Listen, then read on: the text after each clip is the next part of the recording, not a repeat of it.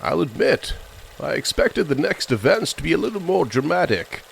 I'm not sure why. Perhaps I've read too much fiction, and I feel the need to inject twists and turns into the mundanity of life. More accurately, perhaps, it's due to just how fantastical all our lives have been recently. Suffice it to say, the crew seems to have had a rather pleasant journey along the road to Absalom. They shared their stories a bit by the campfire, of which the notes from Talford further indicate his difficulty in understanding the people around him. Up to and including not realizing Aelin had a secret to keep in the writing of his book about his time as Vale. I must admit, that bit of information took me by surprise as well, but it seems almost obvious in retrospect. I'll have to find my copy and give it another read.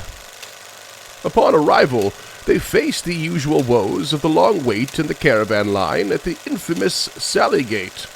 But quite curiously, it seems they were expected by someone, to a fashion. They were able to jump a portion of the line and were directed toward an inn and tavern within the Westgate district. Once inside the city walls, they seemed to have taken their time to peruse the entrance markets. They had a mystery to solve, but I suppose no time limit to solve it. Arthur couldn't help but take part in one of the things he enjoys most: pastries of many kinds. Talford found quite some amusement in this, but rather unnervingly, he seems to have found much more delight in some local news that indicates the death of 2 entire groups of outlaws at the hands of a single killer. A major piece of Aelin's past, it seems, quite coincidentally recent to their arrival, and the news he received about his oldest rival. Keeping their profiles low, they sought out their one lead, and found themselves at the doorstep of a fine and rustic establishment, the Deloris Inn. Now, where did I put that book?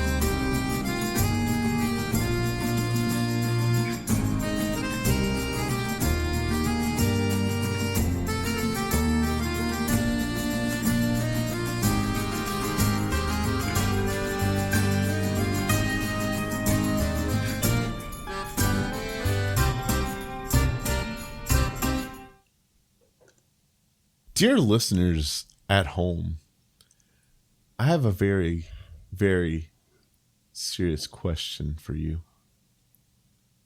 You know they can't answer, right?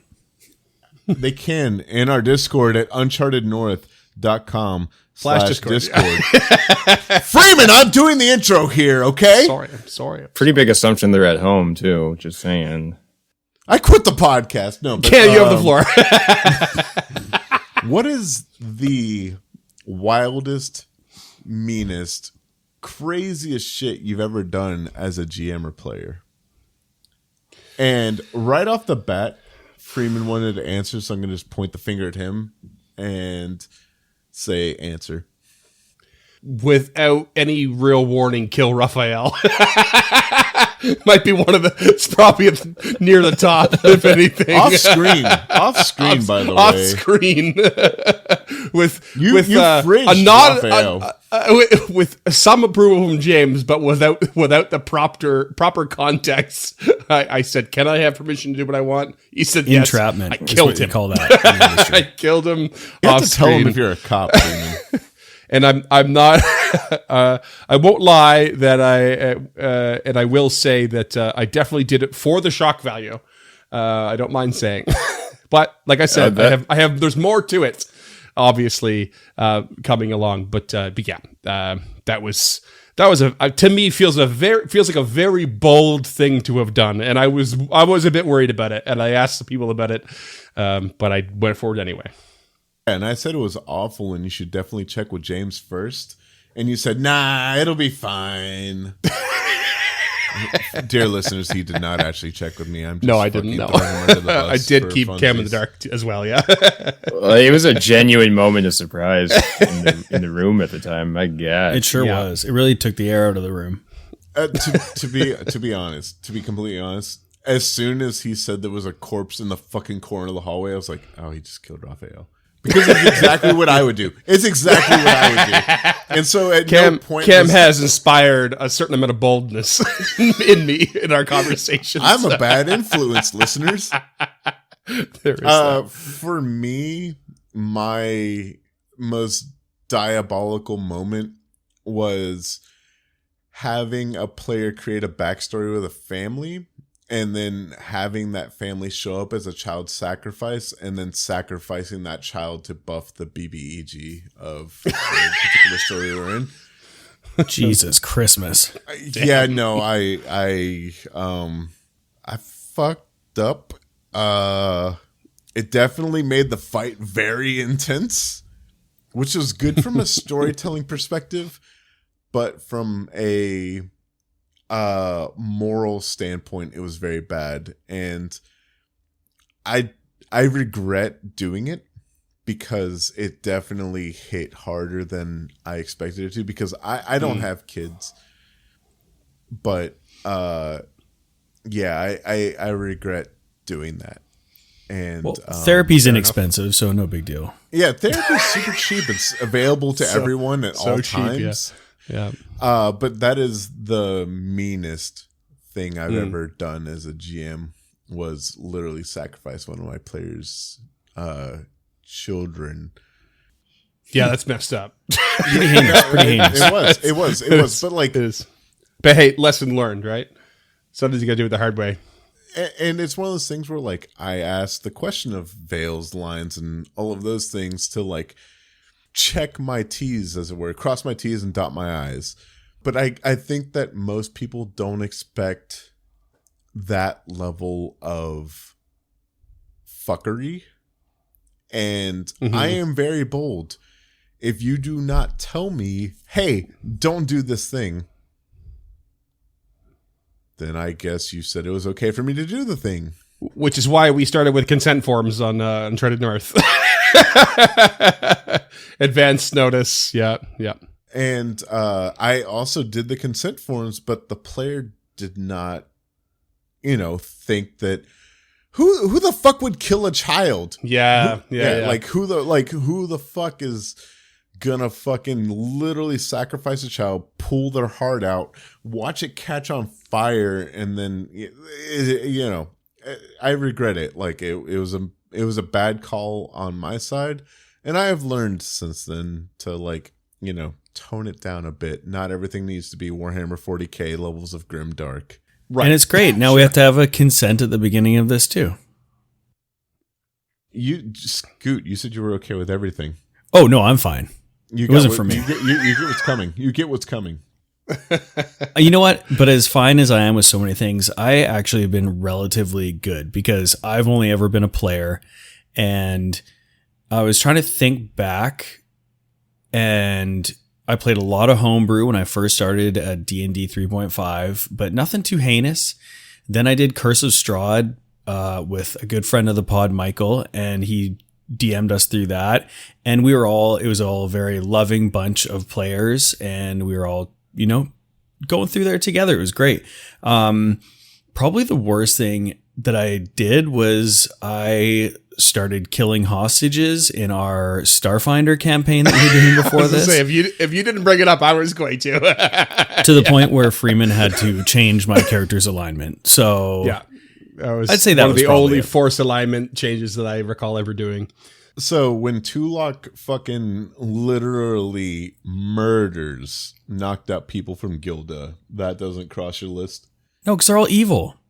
It was what the thing he's brought up here is very different than those, like these, because if you the one that stands out in the Tulak murders for me is the one that you had the Gilda had knocked out, and then everyone tied up. It was the Sugathi, and then re-woke up, and it still tried to hit your minds with its mind fog. So you knocked it back out, and then Tulak was like, "Fuck it, there's no chance of getting through to this thing." Dead, right? To me, that was the most stark one. And it was like the biggest example of just why he feels justified. And I think that was a cool moment. The thing is, Starfinder was very different. It's very, very different. I didn't ask how big the room was. I said I cast Fireball. I don't think there's a way to morally justify killing hostages. That's all you really need to know. Yeah. 2 words. They said it. There's no Geneva in Galarian, okay? I'm going to assume that Duncan's worst offense so far is putting too many puns into a single episode. That is probably it. My worst character traits are completely derailing the conversation for the lulz. But too fucking bad. That's why you hired me. It's your worst and best trait at the end of the day. It's a double-edged sword. That's what it is. It's heavy weighs the crown. I honestly don't think I have many. Like, so far, all my characters have been pretty good people generally. Mm-hmm. I don't want to put too much of a spoiler on the live stream that we did, but my character did intend a heel turn that never got to happen. So I'm kind of looking forward to that. Please don't take it personally if one of my future or current characters completely turns and just starts murdering people, because it sounds fun. Are you talking about the Mark of the Red Mantis? Yeah. Oh, God, that was such a good stream. We had fun.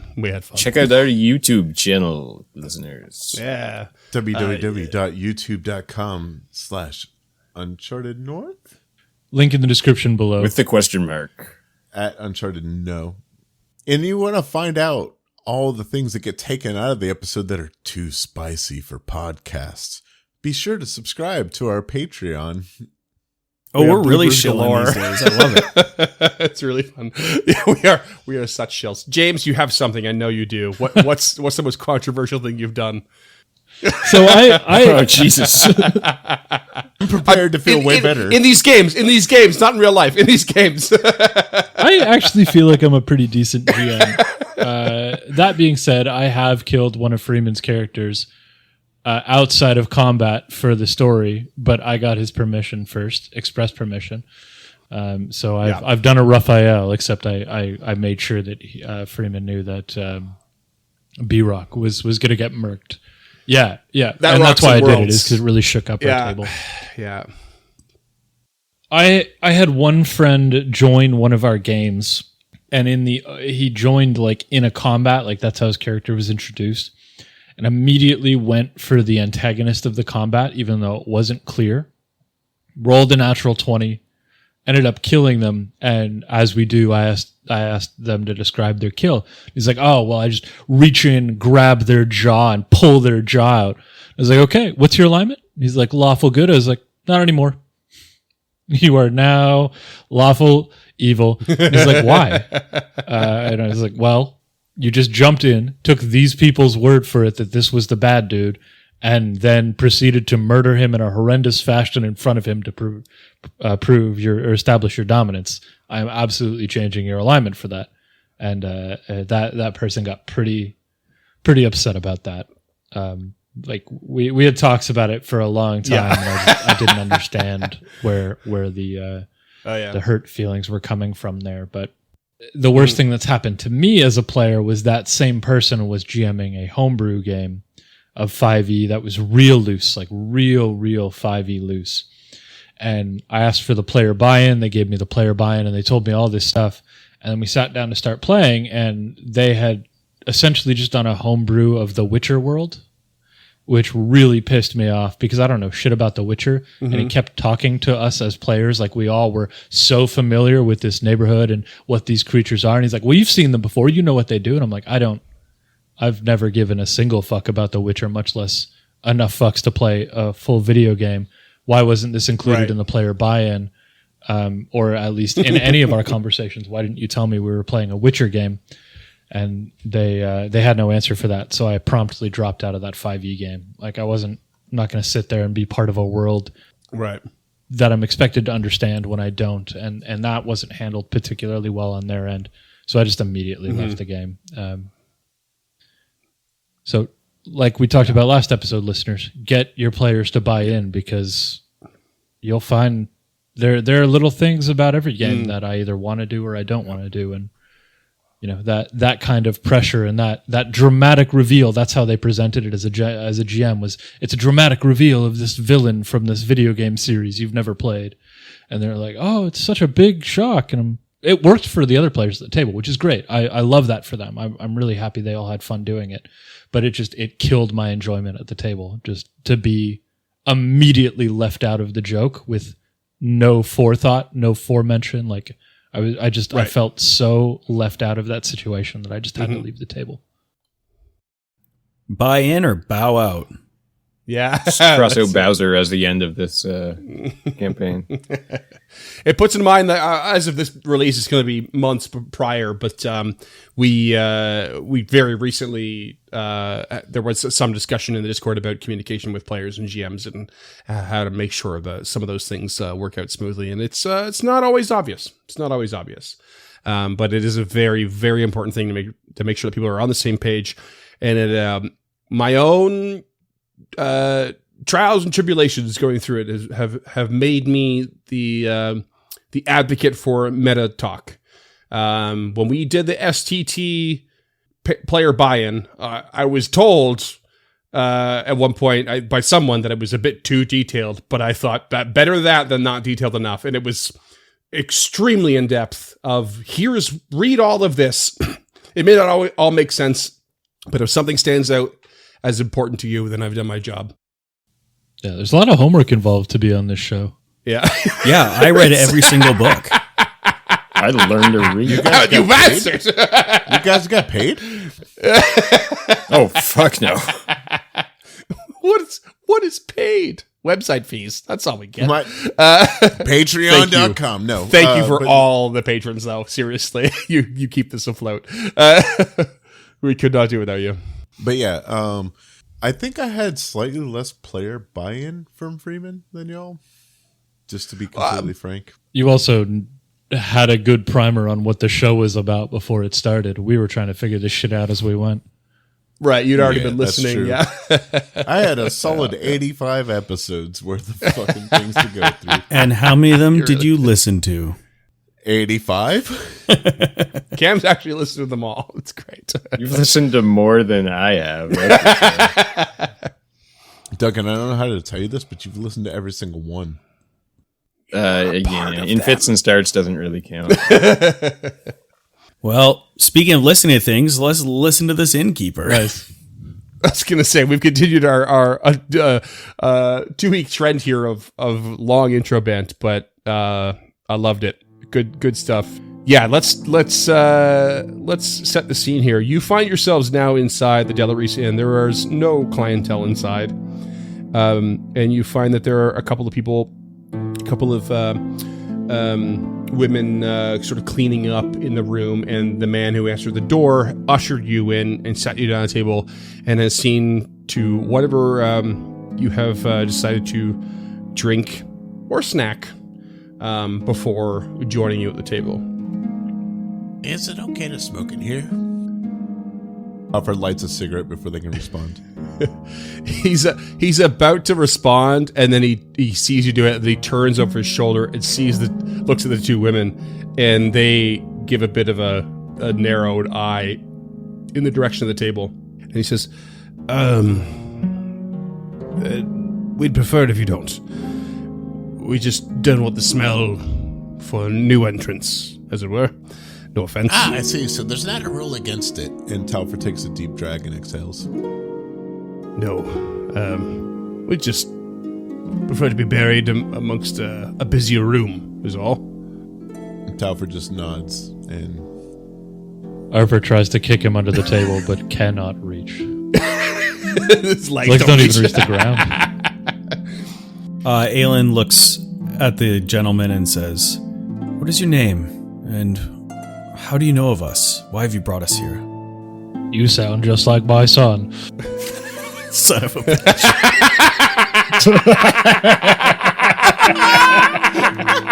Had to say, but Shots. we can cut that. That was really unfair. Oh, I love it. You're not wrong. You're just an asshole. Oh my god. Oh, so good.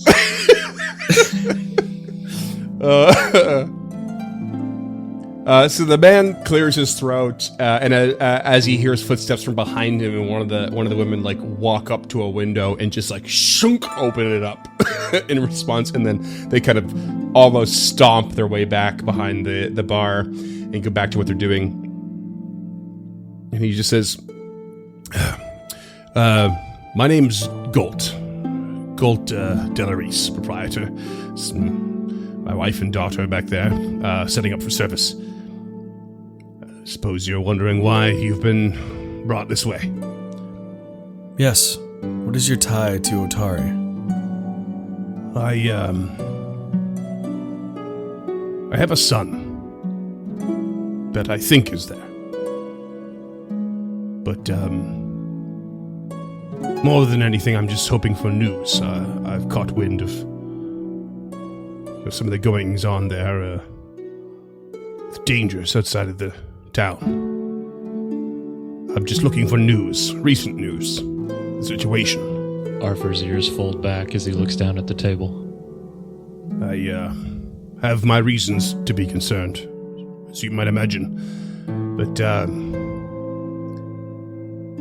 yeah, not many people come from Otari. Most people pass through there on the way from Diabel or to here, vice versa.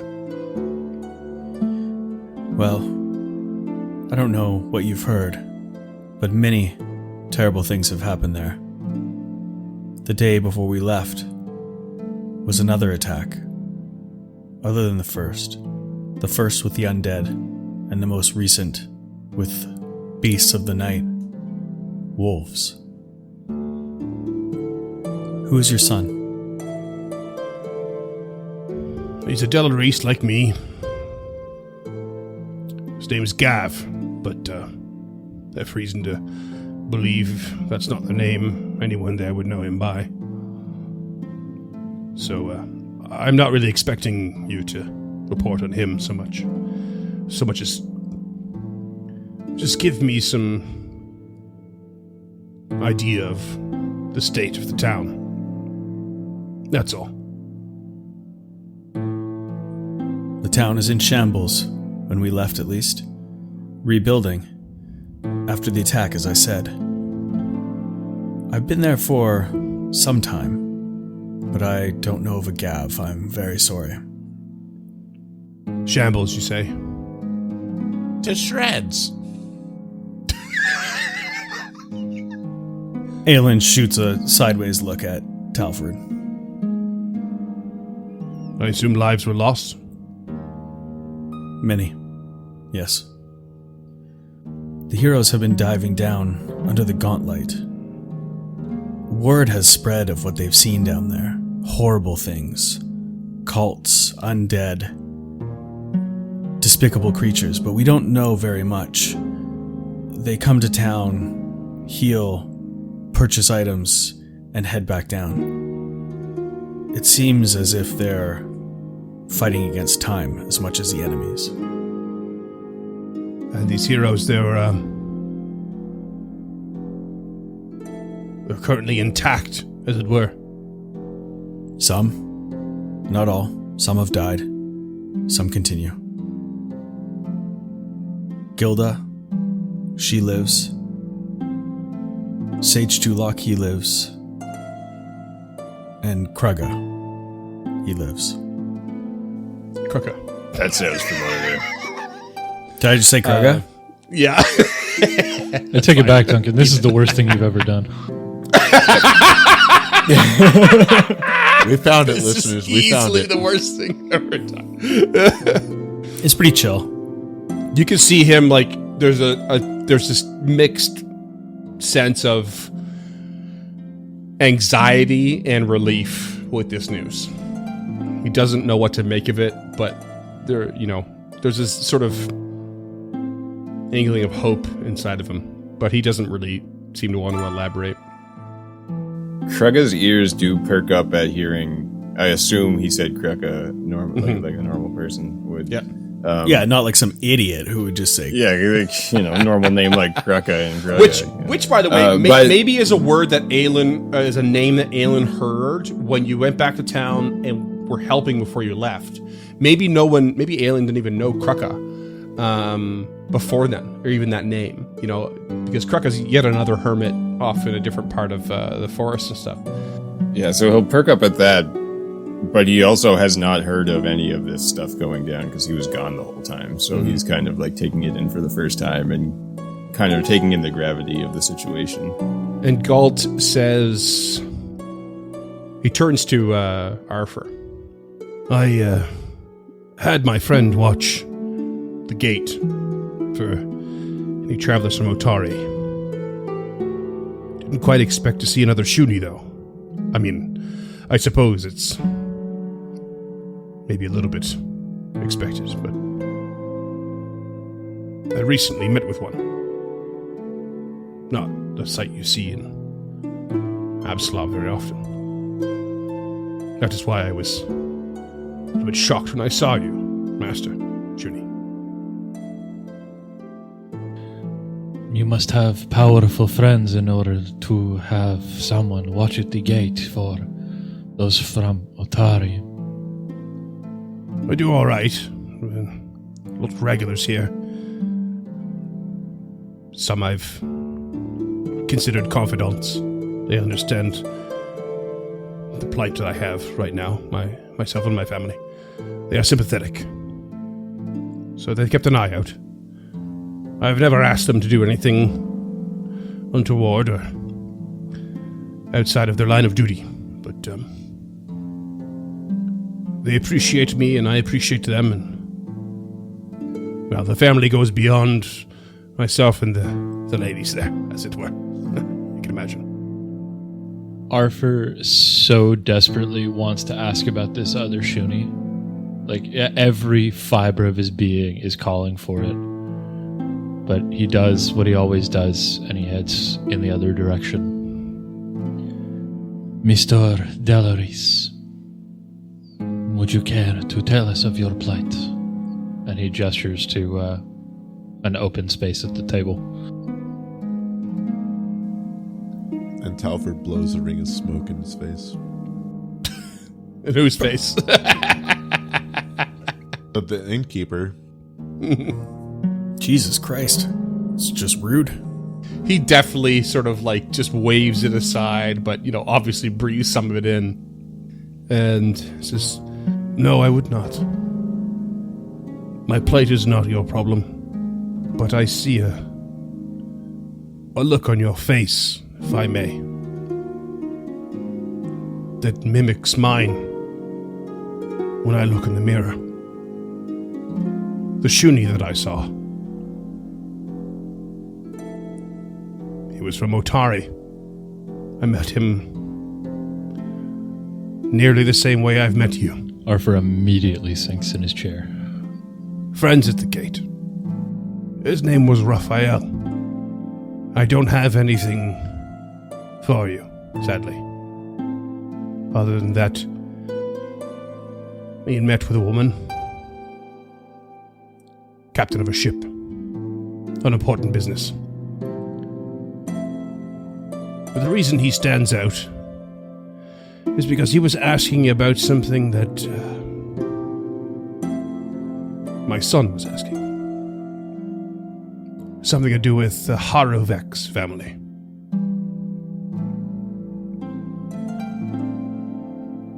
I gave him what I could, which is very little, the same I gave my son in a letter. And he went on his way. How long ago was this? It is currently the 5th of Lamachan. This would have been around the 1st. math. That's 4 days. Amazing. About 4 days ago.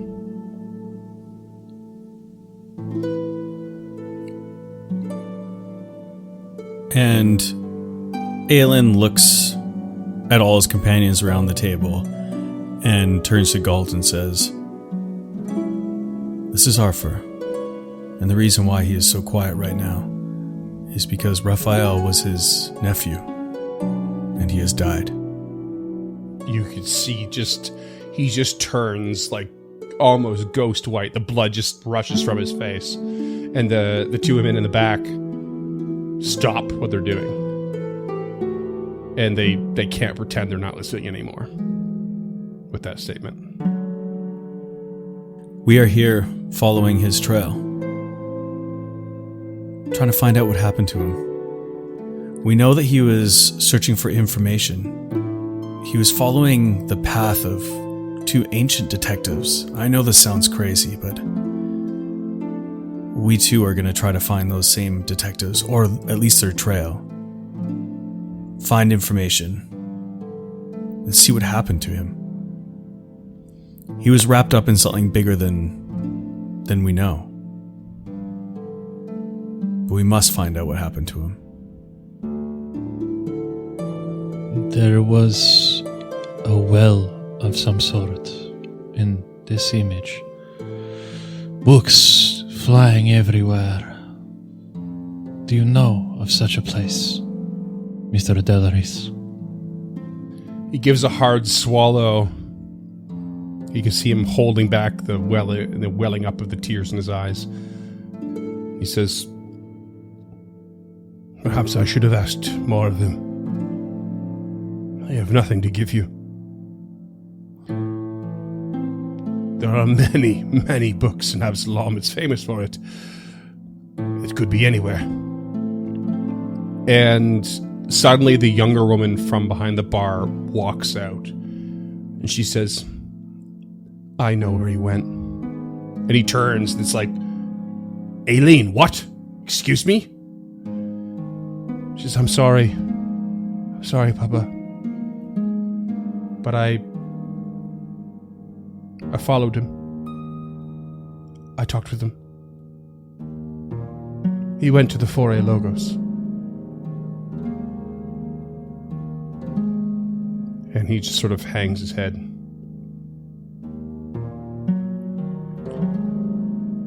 I guess it's the most obvious one, isn't it? Are any of you familiar? One to answer James' question real quick, cut this, but it's Aileen. Okay. Is that spelled differently than Aelin? Yeah. Yes. Doubly. Did I say Aelin? No, you said Aileen. I just assumed it was the Oh, okay. same name. That's why I threw my arms up. I was wondering same what the big voice, gesture same was. name. I was like... This is amazing.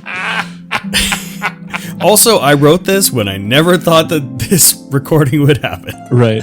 No, it's pure gold, man. There's an episode of Voltron, the Legendary Defender, where they're playing a sci-fi D&D, and the main guy keeps coming back.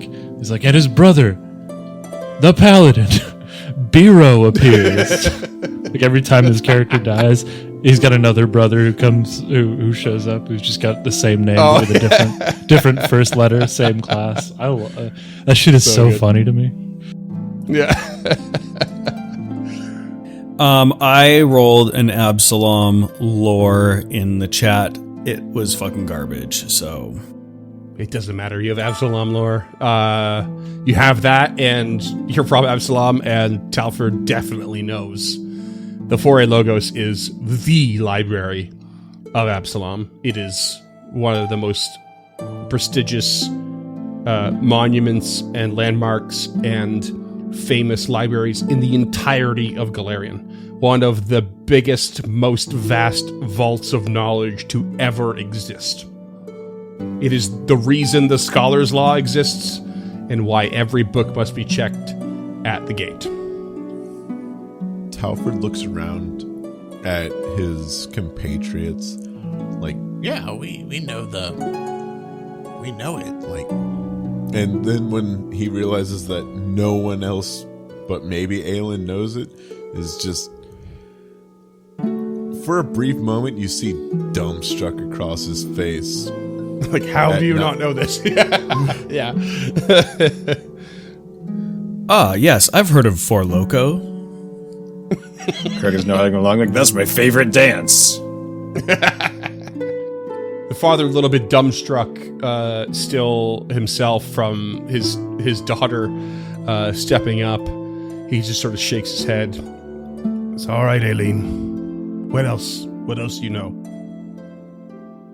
I don't know much, Papa. I just know that's where he went. He was following rumors of the Harovexes and old tales. I guess it was just the obvious place to go for the oldest knowledge. They were from a long time ago, I guess. Do the Harovexes mean anything to you? She addresses all of you. Yes. Word has come around town that Belcora Haruvex developed the vaults underneath the Gauntlet. That's where the evil is coming from. Or at least that's a rumor. We don't know much, but I know that name. Well, I guess that's your next best bet. I suppose we know where we're going next then. Yeah, there's a bit of an awkward air in the room now, as everyone is quite still and sort of not quite despondent, but definitely pondering. What's the word when you're just Ruminating? Despondent. Pensive. pensive and ruminating. What would I do without you? what would I do without all of you? Thinky, quiet, folks. We've established what you do without us. Encounter me. We gotta get to combat. I need to start spending some of this hero points. This economy's gonna start needs to start flowing. Oh God. Well, I suppose we know where we're going next, and if we come across any information, we'll let you know. About Otari, about your son, about Raphael if you wish. Thank you for everything you've given us.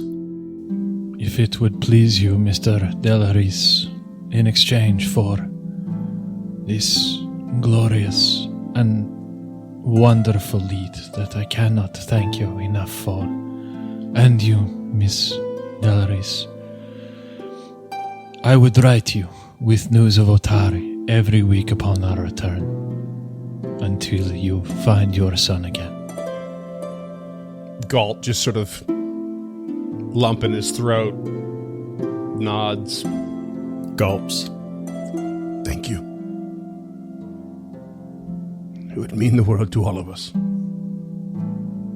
And then you can hear weeping from behind the bar as his wife just like exits through the back door, and then Aileen runs back to make sure she's okay.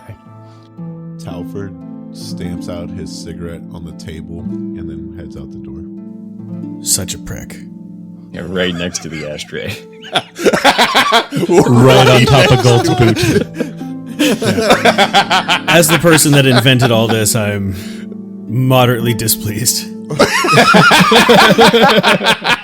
Take that, Scott's imagination. That's what I you get put for my thinking. cigarette out on Scott's imagination. Arthur attempts to write his address out for Gull, but he doesn't write in common, he only writes in Shuni, so it's just a bunch of thumbprints in different directions. That's fucking amazing. This is what you get for not giving us combat, Freeman. We're gonna start naming now. Yeah, we got dogs putting paw prints on letters now. I think the ridiculousness of that and the to be able to have a whole written language of individual Shuni paw prints is so absurd that you can have your hero point. I can't, I'm full. I've been full since we started. But I appreciate that. So in my defense, I'm actually basing it off like Old Gaul. Like it's a very and Old Norse is very simple languages. It's essentially just lines with flourishes in different directions. Like it's not a complete language. It's like ASL, right? I'm assuming that's what Shuni would be. This isn't an old species who would have had time to develop a written language for wolf. Or at least in my head canon, that's how it works. Yeah. I feel it. That's awesome. Instead of cuneiform, it's canine form. There's the hero point. I'm also full, but thank you. That was no more hero points for anyone from here on out. All right. Well, Galt gets up from his chair and he just kind of head down. Says, I better go check on them. Finish your drinks, and thank you. Look for my letters. I promise I will find someone who writes in common to pen them for me. But you will receive news, Galt, Mr. Delaris. This I promise. I appreciate it. Best of luck to all of you. Okay, so should we head to the library? Can we head to the library? Do we know what district it's in? I guess Talford Nayland would know. It is famously in the Wise Quarter. Krugga, begrudgingly, will be going, spitting the whole way. Yeah, seriously, this is like your fucking nemesis. It is amazing that you. Oh, it is like walking into the lair of the BBEG right now. But literally millions of BBEGs. Pop-up book, my worst nightmare. Is Krugga just the page master? Is that the story you're telling? I think he may be the page master. The movie that everybody remembers. Definitely, everybody remembers. Really, you don't know it, Scott? Oh, damn. I don't either. Oh, it's Macaulay Culkin, Super Christopher Nintendo. Lloyd, and Patrick Stewart. And It's a way better like- Super Nintendo game than it is a movie. it is a stacked movie. It's pretty wild. Well, now that we've firmly planted ourselves in this conversational cul-de-sac, We walk north. You head north, finding yourselves marching quite a ways along a main road, eventually arriving to what's called the Ivy District. And it's a short jaunt through that district to the Wise Quarter. The Wise Quarter is a hub of exciting education and knowledge, as they say. It is a place of higher learning where academic institutions take root. This is where the Arcana Miriam is. Which Talford, again, probably knows quite a bit about. And these institutions are tucked on the west side, away from the ladder streets of the government buildings that also make up the quarter for their home. It basically just at all times teams with students, educators, scribes, pages, lobbyists, politicians, and most importantly, the learned guard. And as you make your way through the Wise Quarter, you find the famous Foray Logos, a very ancient structure, something that is strangely beyond imagining. It is large, but far large. It's like the TARDIS. It's far larger on the inside than it is on the out in its way. It looks like this. It is basically a Mayan temple meet a pyramid with its sheer. It's very sheer faces on its walls leading up into a point, but with one particular staircase at the center that leads to an entrance. At the entrance, there are what you would, in IRL terms, call telemon columns. And they kind of wrap around the top, starting at the entrance. And there are 33 steps that lead up to the entrance. There's a massive flat roof and sharp angles. It's very common in Aslanti architecture. And these telemon are 50 feet tall, and they immediately depict the 12 guises of Eridan. The particular guises that flank the door and the entrance are the scholar and the artist. And as you approach the start of the steps, it looks daunting to climb. And I have no doubt that you hear a bit of a weary and wary bleating from Goku. I doubt it. He's a fucking goat. Goats are good on hills. Yeah, but based on the way James has written Goku, he's a bit of a complainer. Oh, yeah. He's absolutely a bitch about it. But, this is like real exercise for Goku for the first time in God knows how long. Like it's steep. Yeah, Goku's not a thin goat. Like, he takes after his friend Arthur. But yeah, I think he's fine. Like, stamina wise, he'd be fine. It's just a quick trot through the foreign quarter, maybe a half hour or so.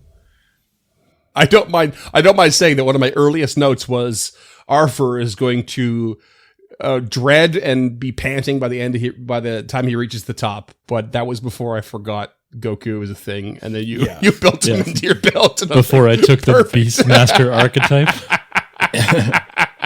Yeah, basically. Rega's just obnoxiously jogging next to them, going at a walking pace. Cardio's important. Hey. Just so you all know, there are a few books in here that you do not want to read. Rega spits. Yes, there's one called Gerd. It's a self-aware, intelligent book, and it's always trying to escape and get back to Opara. Don't listen. Interesting. Yes, there's The Dwarven Smear by Gaspard Voshi. It's a bit of a racist rant that contains at least 14 different encoded dwarven poisons. I will try to avoid that one as well. Any more? There's a rubbing of the Shield of Eridan, potentially depicting all 12 pieces. I personally haven't found that one yet. There's the words of Voxkai the Reader by Voxa, and it contains a word that can both grant and revoke your literacy. So if you like being able to read, don't read that one. And if you don't like to read and want to, read that one. Getting awful philosophical over there. No, there's nothing philosophical. These are magical books that can permanently change your life. Cam, do you have the 4A logos on Pathfinder Wiki open right now? Maybe. You can have a hero point. That's great. I'm full up. I need a combat Freeman. There's nothing. There's no rolls. There's nothing to spin him on. It's not my fault. You've been knocking it out of the park, the whole lot of you. Scott, are you full in hero points? Sure am. Okay, well, I'll just stop offering them then. Stop offering them until we get into a combat. Don't just stop offering them. Nope. You're done for the adventure. What about Goku? He's not full yet. Yeah, he's a pack animal. Let's just load him up with hero points. Nice. Yeah. Goku gets hero points. He can only spend them on retaking the same action. No rerolls. Do you enter the 4A logos? Yes, let's get into this. Okay. Remember, the Gerd. Stay away. I don't think they'll just have those books on display for us to touch and read. Wait, will they? We walk in and just see the Gerd like trying to do the little Mission Impossible sneak across the column of the wall, like do. It's just hanging from the ceiling by paper clips. That one book just doing its best. You walk your way up the stairs. A little bit of panting and annoyance probably from Goku. But it's a bit of a trek, but you get up there. People make it daily. And you probably even see some insufferable people who love to make it a literally daily thing for themselves. And they've got the fantasy equivalent of protein shakes in little canisters. And they're like, let's get to the top, go back to the bottom, do it again. I used to live in a walk-up apartment. It sucked.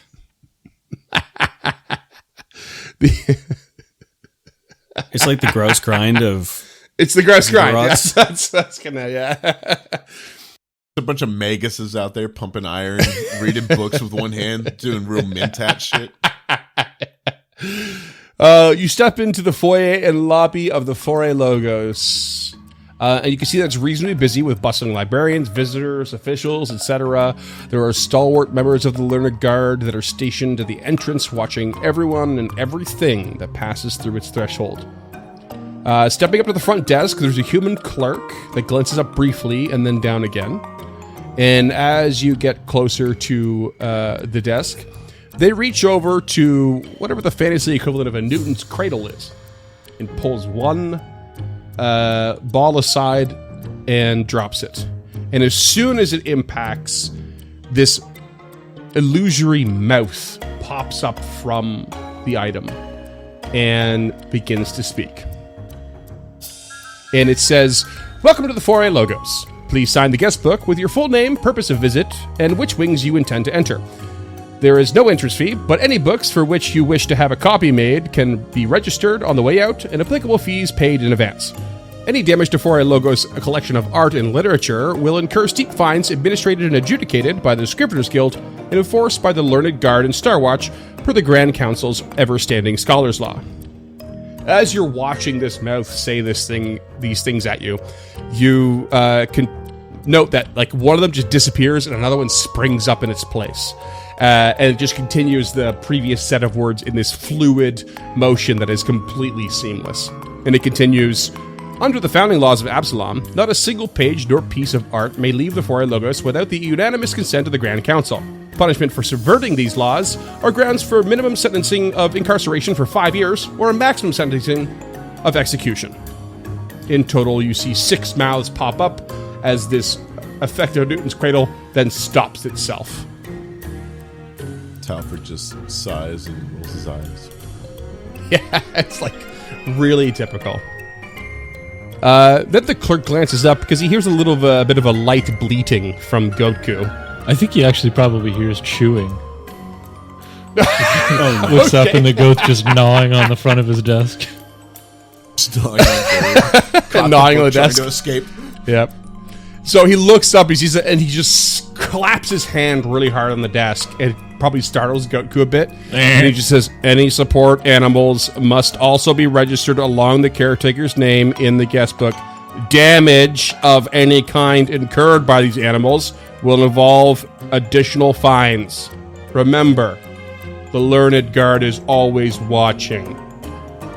And he just goes back to his work. Not allowed for a librarian.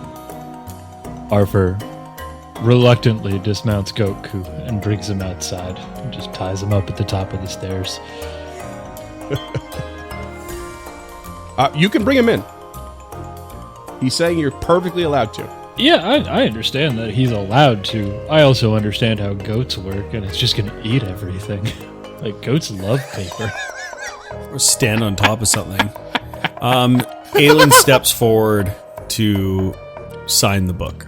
All right. And there's this massive ledger that when you kind of look at it, if you go to like move a page almost, it looks impossibly large, but somehow functions, and you get a feeling there's like maybe some magic elements to it right out of the gate. Talford signs the book next with a flourish of frustrated ease. I'm interested to see what Krugga does here. He uneasily scrawls a K. And Arthur? Arthur just puts a paw print in the book and asks for the well of books, where he can find that. The well of books, where you can find what? The well of books. And the guy's like, "What's a well of books?" And Aelin leans over his shoulder and says, "Or perhaps the genealogy section." Genealogy, right. Just head through the main entrance there and you can follow the signs. You'll find it. Can we show them the recording rod and like the recording on it just to get them an idea of where we want to go? Is that possible? You could do, but let me just quickly ask Scott why he wants to go to the genealogy section. Because in the recording that we watched, they mention going to the genealogy section and searching the Horovexes, and then I believe one of them shows the other the book, and then he said, I thought they were dead, or something like that. But I know that they were in the genealogy section looking for family trees. I would have also earned a hero point. But you can't have any more. I'm rich, bitch. Yeah, so you don't get the feeling you would need to with that, at least not for now, if that seems to be the case. So they head back. All right. So the main entrance is right behind the front desk. And as you step through, the main entrance really leads into like this really relaxing sort of like pond area with a little bridge, and there's like this really relaxing atmosphere, probably to help relax visitors the moment they walk in, kind of put them at ease, and kind of subdue them, and any sort of like you can imagine the 4A Logos gets a lot of like extremely eager, even angry people looking for information to sort something out, and you get the vibe that this area is meant for that. And as you step through and over the bridge, there's another door to the north that leads through, and again there's just so many people coming and going, guards everywhere, and lots of like greenery and soothing kind of sights and sounds, some ancient statues and books everywhere, even in the entrance. Just books upon books upon books. This map is beautiful, by the way. It is beautiful, isn't it? Yeah, it's by Che and Peku. Expect more of these going forward. And they absolutely just... it almost looks like they don't care where the books go, so long as they have books. Though you can imagine there must be some sort of organization to the whole thing. And as you step through beyond this sort of antechamber, this proper antechamber to the library at large, Arthur catches the eye of someone again. And someone begins rushing over. Master Shuni! Master Shuni! Oh, I can't believe it. We hardly see any of your kind. And it appears to be this little halfling woman just walking over with a handful of books. Oh, I can't believe my luck. You're the second I've seen in as little as a week or so. What brings you here? We are looking... No. I apologize. My name is Arthur of Rastek. These are my traveling companions. We come from Otari, and we are looking for information about the Shuni who is here recently. Perhaps you would be willing to indulge us in some information if you would be so obliged. He was my nephew. Oh, yeah, yes, I can do my best. I mean, I don't have much time, and I don't know what I can offer you exactly. But I met with the Shuni a week ago or so, and they were quite pleasant. And sorry if I'm so excited. I did my dissertation on the relationship of Shuni and Arrowed, and so it's really, really exciting for me to meet one in person, because we don't get too many of them in Absalom. Maybe you've read my dissertation. It was on the nature of Shuni hospitality, cooperation, and optimism, and how it contributes to the long-standing legend of their creation by Aridin's hand, and why their pacifism and antithetical position on war can serve the marker of all. No? Yes. Okay, that's fine. No. Talford is ready to fucking talk about it. If you want to roleplay this, I am able. She barely waits for a pause. She's like, assumes you don't know. No, that's fine. Again, I don't have much time, but however, I do have I happened to notice your nephew while through here before. I happen to know that he left a letter with the mail service within the 4A Logos here. I could retrieve it for you if you'd like. He left it for anyone curious, I suppose, about him. If you would be so kind, that would mean everything to us in our search. Oh, but of course, wait right here. Have a seat if you like. Peruse a book. I'll go communicate with them. and she just sort of like rushes off and away from you. Arthur just sits down on the carpet. As she rushes off, Talford finds a small seat, sits down, and lights a cigarette. She runs around the corner, and as you sit down and kind of look around the room and take more in, you notice that there are all these pneumatic tubes along the ceiling and all this like sort of technology that's where all these things are like zipping through back and forth, and you might imagine, or at least I think Talbot would probably know that that's part of the mail service system. And she promptly comes back as soon as she can with a little curled up note in a tube, pulls it out, and hands it to Arthur. Here it is. I hope this serves you well. Best of luck with your research and everything. I've got to go. See you now. And she just runs off again. I did not get her name to maybe read her paper. Oh, my name is Beamish Fairdwelling. And then she runs off again. It's cute. She is correct that Shunies are almost entirely hospitable. She misses out on a few of the finer details of what can be described as Shuni aggression when things are when placed between a rock and a hard place. Perhaps I should introduce her to my cousin, Jack Russell. Oh, he sounds quite formidable. He was a fancy wrestler here in Absalom at his time. Has since retired. Oh, wait. He's a real black goat of the family. So Jack Russell was actually one of my backup characters. He was a wrestler monk. It's amazing how much backstory to the family of Arthur there is. Seriously. I'm very pleased with much it. detail. Yeah. If we get down to brass tacks here, we can really very much assume that Arthur is holding this note, this letter, with great care. Before I take the final plunge, I've decided to retrace my steps and leave a trail of what I have found. I hope no one ever has to follow it, but it is my only contingency, should I not survive. My thoughts are murky, and maybe I'll become lost, but maybe I can preserve my findings.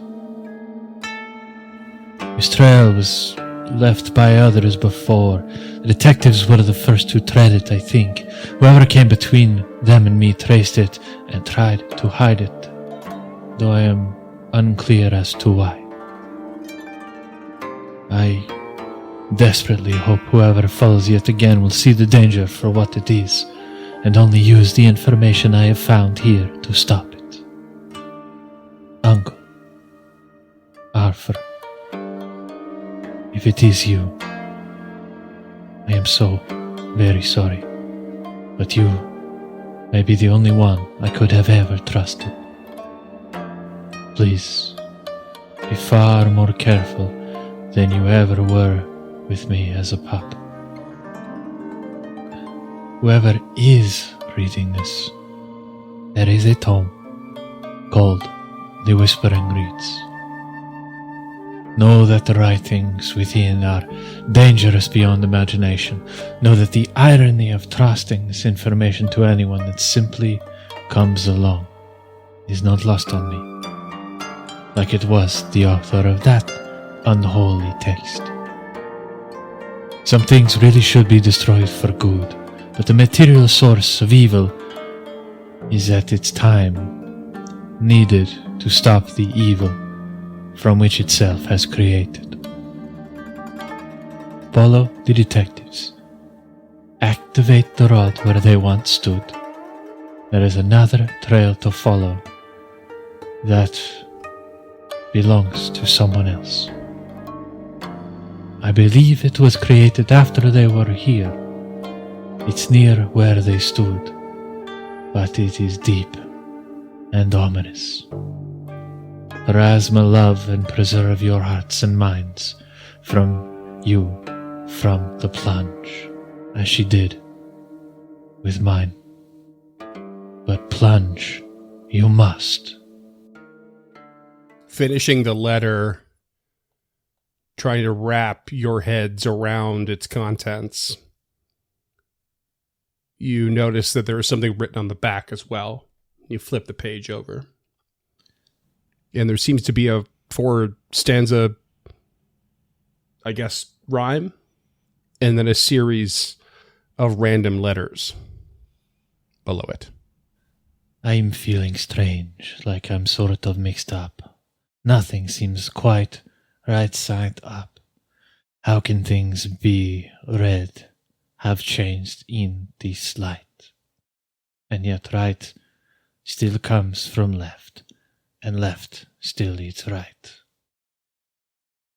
Lopo, Appy, Ween, Ladar, Oga, Ita, Ndutur, Mukas, Kifa, Retre. Jesus Christ, Freeman. Reads the jumbled letters. I thought the listeners got to know, but I love how you just started laughing when he said ween, even though you wrote it. Yeah. Oh, that's my favorite Dylan song. I think that's the first Sigur Rós album. Yes. Written in Hopelandic. Mr. Weinma, Mr. Roline, do these letters mean anything to you? Nothing to me. But this type of thing has never been my forte. May I see it for a moment? He hands the letter to Talford. I am going to use strange script. Ooh. He has such familiarity with obscure text that you can compel them to reveal their secrets. Once per day, you can touch a single text, such as a tome, a wall of hieroglyphics, or something similar, and understand its meaning for an hour. If the text is in multiple languages, you gain the ability to understand them all for the purposes of reading the text. If the text is in a code or cipher, you don't automatically understand the text, but you gain a +2 circumstance bonus to checks to decipher it. Yo, what up? I didn't see that coming. Freeman looks annoyed. I love it. I'm not going to lie. It's going to quickly peruse that. Yeah, let's go ahead and roll me that applicable check with that +2. Happily, for sure. That is a 6 for a 20. And if that is not a success, I will hero point that right away. It is a success enough to give you some insight, if not the solution. Okay. The insight is I have a clue ready here for you, which I'm going to reveal. I think will show up on the Journal Foundry for you. The clue is that when the phrasing of the riddle above refers to direction, you can determine that it is referring to the order in which we normally read, as in left to right and then up to down. Can you repeat that one more time because it didn't show up?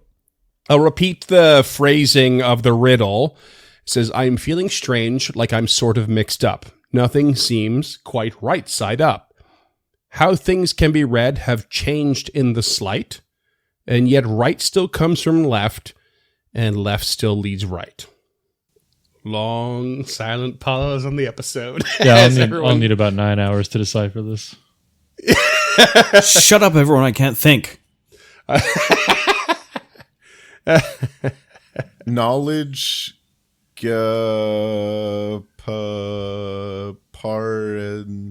wait, hang on. I got this. Is power. Nope. THE. I got the first word, knowledge. Okay, KNOWLEDGE, and then OFTHE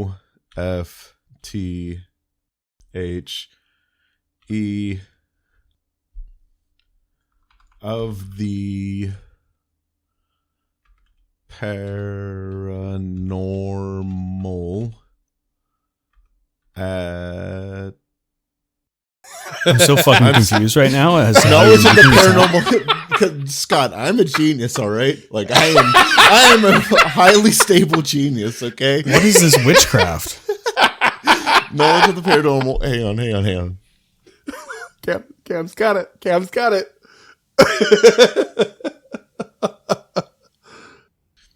Okay, so if you start reading, just read the first letter of each word, each phrase.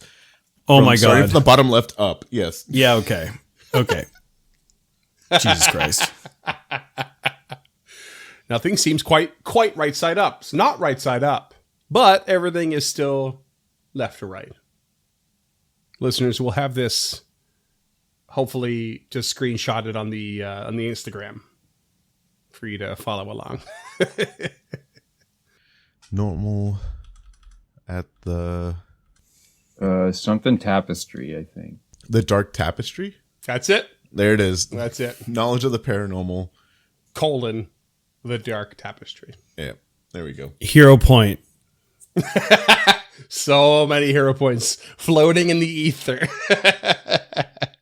This strange riddle and solution written in sort of strange scrawling words written down by Raphael. Good job, Cam. I didn't actually expect anyone to catch on right away, and I expected this to sort of fall to the wayside for now and be solved along the way, as it were. But yeah, it makes sense that Talford would have got it. So good work, Cam.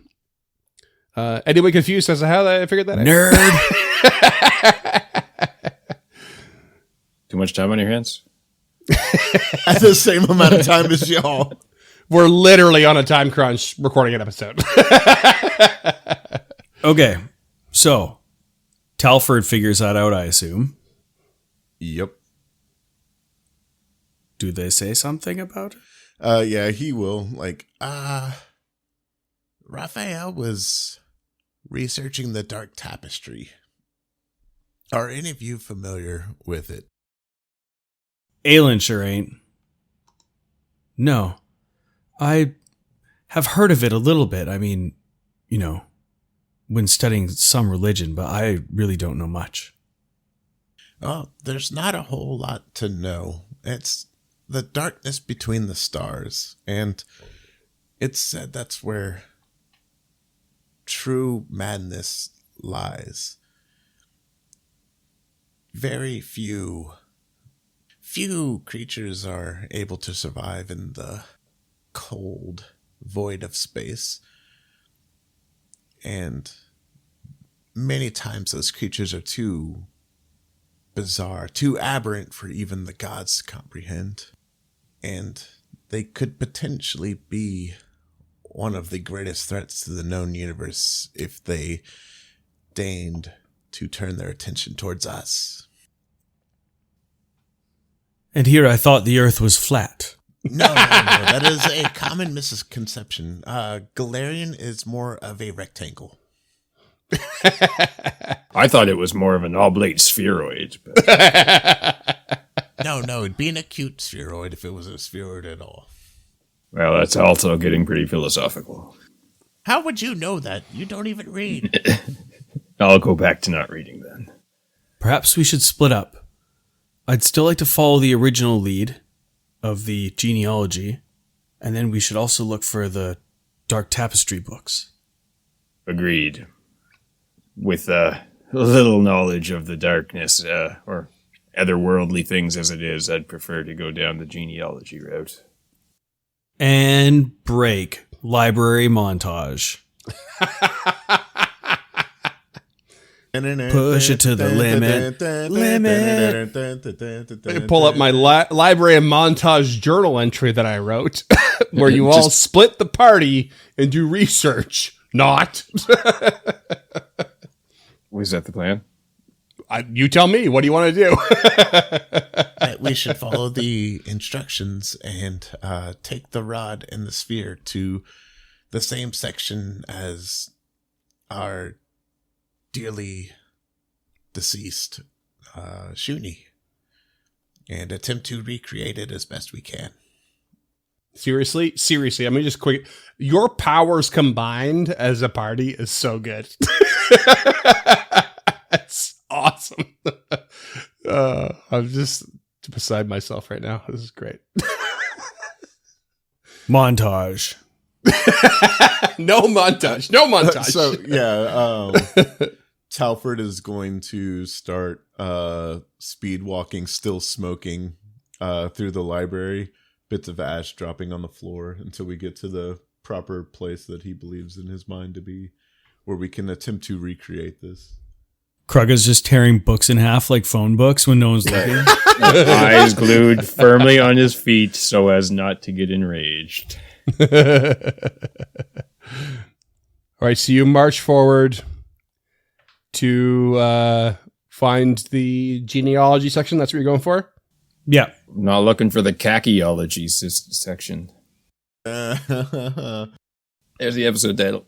All right, so you venture through the hallways of this library, and it is magnificent. As soon as you pass through a threshold into a hallway, you see this change in iconography and architecture, and you move into a new wing, and it is filled with all kinds of new things. There is this unbelievable sense as you travel through that this place encompasses the vast knowledge that it holds. Something just remarkable, even to Krugga. It's just one thing after another, one atmosphere after another, one culture after another, one influence after another. And you make your way following the sort of obvious signs that guide you to this section and their subsections and what have you. It's not unlike, a more complicated airport, but, easy enough to follow. And you eventually find yourself heading towards the genealogy section. And as you do, you come up to a very obvious entrance into the main portion. And you can see there's a basic barrier built in front of the threshold of portable bollards that connect with a thick red rope bar that bar the way, on the this sort of rope is a sign, or in front of the rope is a sign that's posted that says "Closed for maintenance. Installation of new safety barriers in progress." There's no sight of anyone in the area, not even a learned guard. I guess we'll have to come back later, Talford says as he lifts the rope and steps under it. Aelin avoids notice and follows. Krugga draws notice and he'll just go into normal boisterousness. Walks through, just like wears the thing as a belt. He sees Talford being super stealthy and just like taps his nose and completely makes an ass of himself trying to cross the rope. I wish I'd taken a feat that would let everyone sneak better with me, but I did not. So, They have Follow the Expert available if you have Expert in Stealth. That's what Arthur's doing, is following Aelin as the expert. there we go. I am that. So you all enter despite the warning. In spite. Clearly. In spite, thank you. And you walk into a beautiful and elaborate room with one major eye-catching feature. A massive circular pit in the center lined with bookshelves with a seemingly bottomless pit. Again, another beautiful map by Champeku. It absolutely replicates, except for the people buzzing about and the people sort of like involved in books floating in and out. It is nearly identical to what you saw in the recording rod recording. Can you believe that clerk did not understand the word book and well in context and did not immediately point us here? No. To be completely honest with you, no. It seems incredibly improbable, and I'm pretty sure that Steve was just being a dick. Aelin steps forward towards the edge and just peers down. Talford has a brief moment of considering pushing Aelin in, and then just like goes, nah, not yet.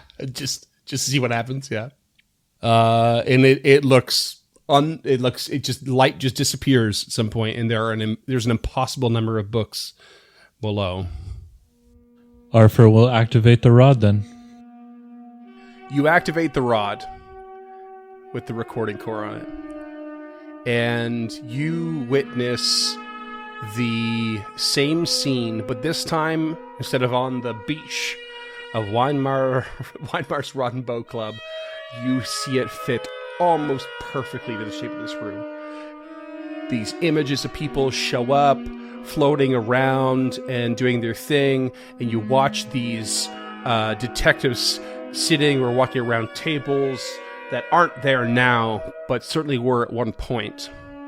And as you watch through the motions of their whole conversation, where they reference, one of them being new and one of them having a lone wolf complex, and their concerns about being a new guy that has been brought onto an elaborate case.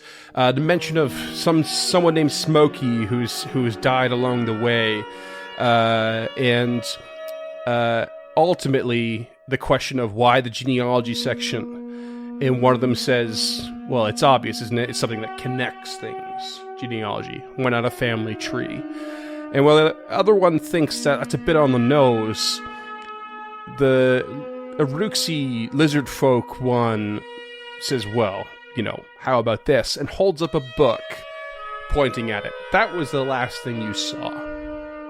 And as this scene repeats itself, you can see that the whole thing is actually so much more clear than it was, given you're in this room. There are less fluctuations. There are fewer interruptions in its whole imagery. And you can actually see, as he holds this book up, you can see the title of the book. And it reads, A History of Illegitimate Lineages, Volume 152. And following the words that the Afriti detective said, which were, I thought they were a myth, the Aruxi one says, and we all thought the Haravexes were just another well-to-do, out-of-touch, inbred family of aristocrats. Relatively harmless as far as money hoarders go. Says here this myth was just a servant class made up of illegitimate children, dedicated to their patron family. Let me guess, the patron family is the Haravexes? It's conveniently vague on that little detail. But you've seen the scenes of the ritual deaths left behind. What do you think? Coincidence? The rod begins to vibrate suddenly and shake as it begins to power down, and there is a single word that can be seen on the book as he points at it. And the Afriti says, Yeah, I've seen them, and a coincidence? I really don't know. I mean, we couldn't really be dealing with the Delarice, could we?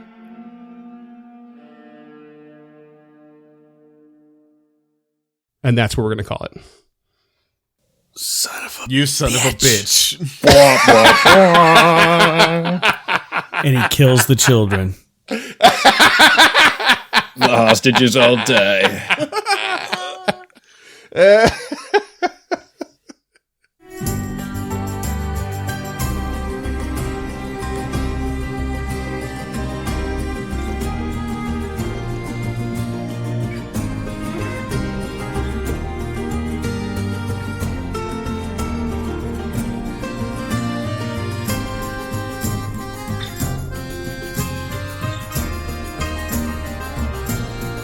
Stemming the Tide is an actual play podcast of the Adventure Path Abomination Vaults and is produced by the Uncharted North Network. Stemming the Tide uses trademarks and/or copyrights owned by Paizo Inc., used under Paizo's community use policy. We are expressly prohibited from charging you to use or access this content. Stemming the Tide is not published, endorsed, or specifically approved by Paizo. For more information about Paizo Inc. and Paizo products, visit paizo.com. Music is composed by Will Savino and artwork by Greyhood. Stemming the Tide is recorded remotely using Foundry Virtual Tabletop. If you wish to connect with us or support this project and projects to come, we can be found at unchartednorth.ca, patreon.com/unchartednorth, and on all major social media platforms. Links to all credits can be found in the episode description and our website. Thanks for tuning in.